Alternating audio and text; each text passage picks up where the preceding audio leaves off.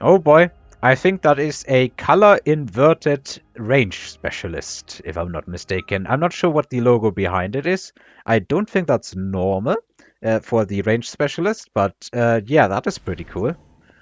GL, HF, and I think nothing else, if you're a defensive standard player like me, uh, uh, makes you happier than seeing this unit composition. I think that is one of the single greatest unit compositions you can start with. Lots of chaff. I consider Sledgehammer's big chaff, and a marksman that can deal with big enemies. Sadly, I would guess my opponent is playing aggro, because let's face it, Mustangs, potential assault marksmen, if it's not aggro, I would be surprised.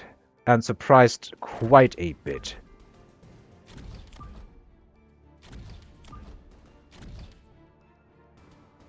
Let's actually put the tanks one space further behind than I would normally do. Put the assault, not the assault marksman, the normal marksman here. And should I get some arc lights? Could also just simply get more chaff. Let's fill up on chaff. But let's put that chaff like here and make it a faster second line of chaff. And it's not aggro. I am surprised. Unless he like clicks one reposition button. So now my formation is actually pretty bad.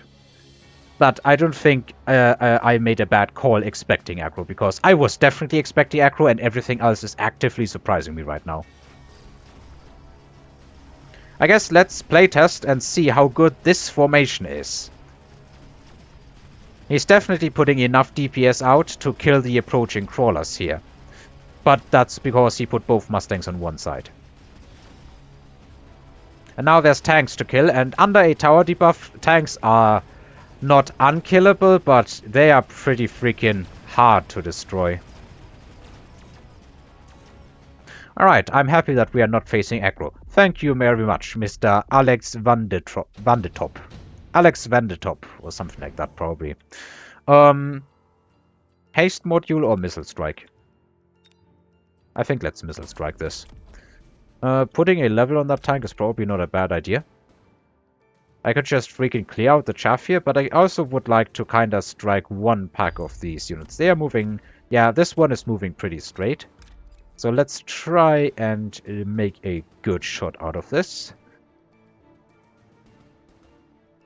This should hopefully get a good bench of stuff.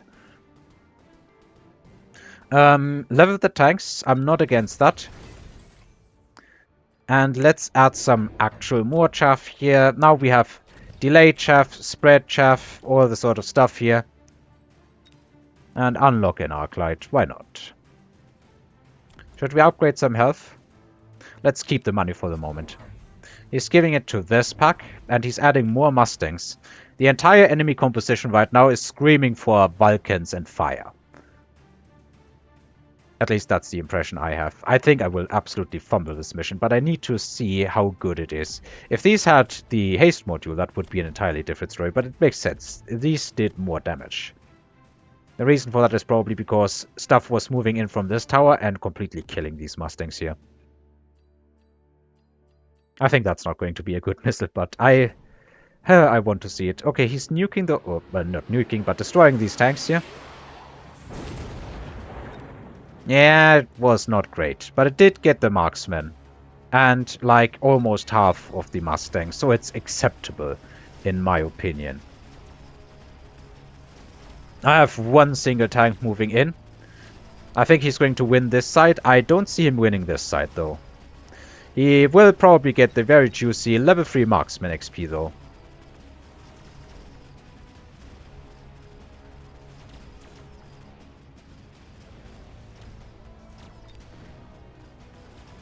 Yep.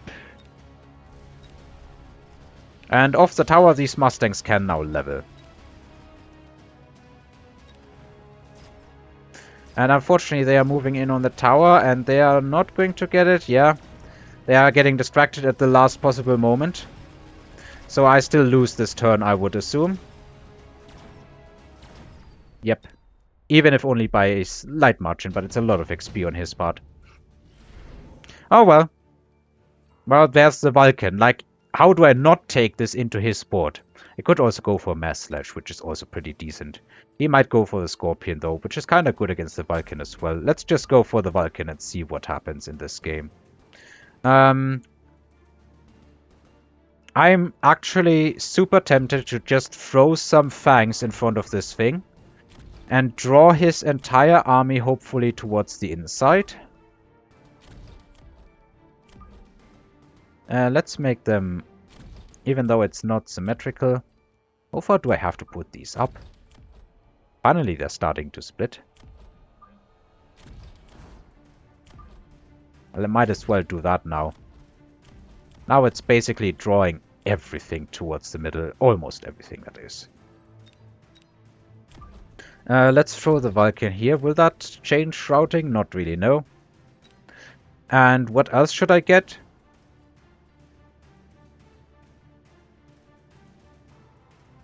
I think maybe a few Stormcrawlers.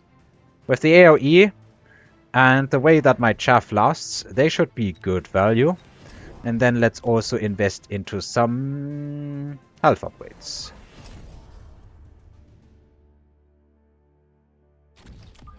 Missile Strike here would be scary, but he does not have it. Okay, he did go for the Overlord. So I'm funneling everything into the middle, and then hopefully the Stormcrawlers will do big, fat AoE hits. That is the plan.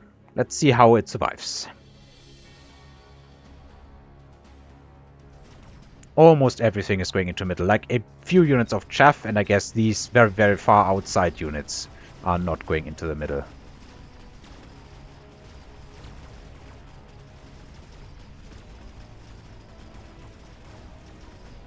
It's fortunate that the Vulcan is on the other side than the boat. I guess he didn't want to put it in firing line of the marksman here.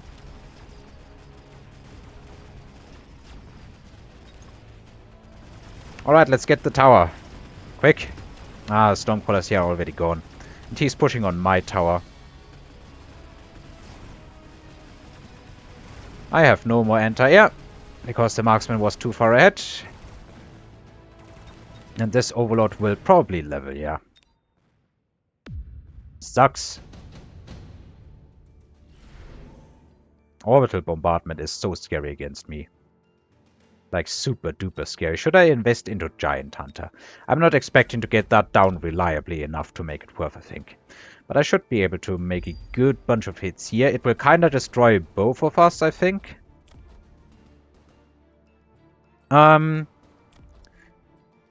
It's a bit a long shot, but I think I need to invest into marksmen here. And anti-air spec should hopefully help a lot.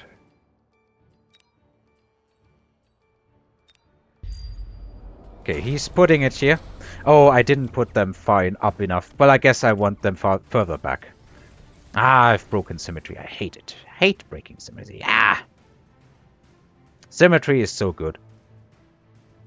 I'm still funneling almost everything towards the inside. We are both going to really take some hits from the orbital strike, but I'm kind of happy that he's bombarding the marksman here, which can survive 2 hits. So I'm not...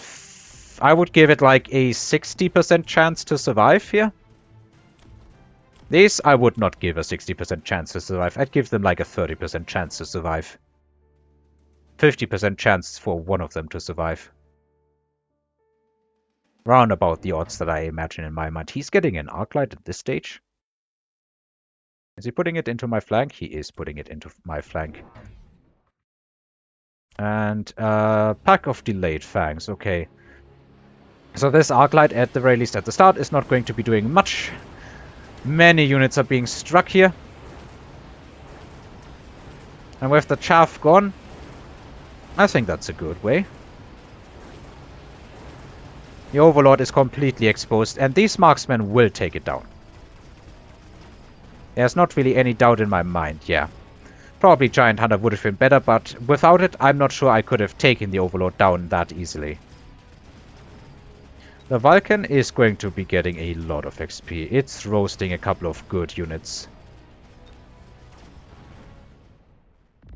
Overall, I think the Orbital Strike was hitting him real freaking hard. That was a really, really good Orbital Strike. None of that really calls to me. Could go for the Shield Device Specialist. I should probably go for these kinds of units sooner or later. Yeah, let's try striking these. We are getting some XP here. And in order to deal with that Arclight, do I even need to bother with much stuff? He's probably going to throw some crawlers in front of it. So maybe I just throw some tanks here. Basically, that will then be late arriving tank chef. Let's maybe put him here. Should I put some fangs in front of that? Probably not. Let's also invest into that on the other side. I don't even think late arriving tank chef is necessarily bad here. Symmetrical formations, once again, as much as I still can. Mass recruit for another... Let's just do this. I could mass recruit for another one of these. And I think I probably should be. Let's go for good old Vulcan Marksman.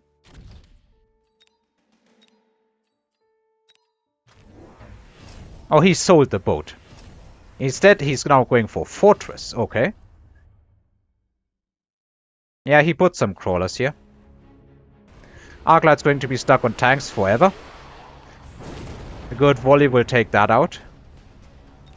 And now the Arclight will get destroyed by the crawlers. Okay, so the fortresses now need to be addressed. Not much is clear.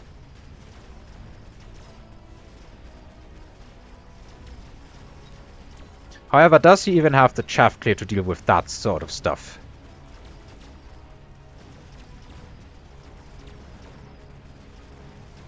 I probably was overzealous investing into anti-air for my marksman. But I think it was necessary because I really expected him to go further into boats. They are so good in this situation. I'm getting a tower, which is going to be a huge advantage in this fight. Stormcaller almost holding the line against everything that was moving in. So fortresses. I have a lot of wasps potentially here, but so does my enemy, and I do not have any real defense against wasps. Do I fortress against his fortresses? Do we make this a contest who can fortress better? He could also go for the Scorpion, which would be a massive advantage here. I think what I do is I go for the Scorpion, and then I still buy fortresses. Put that like here. Now that he no longer has a boat, I'm actually not afraid to level these tanks. And then I use the remaining money to go into some fortress power. Let's actually leave some space here for another Scorpion. Let's see who can fortress better. Yeah, he is going for the wasps. So the fortresses can anti-air that. In the next turn, that is. The wasps make absolute 100% sense here. He's selling the Scorpion. That was a fatal error. He could not really know that, but it was a fatal error in my opinion. Is there really only 2 packs of wasps? Am I missing the rest? There's nothing in my flanks here, is it?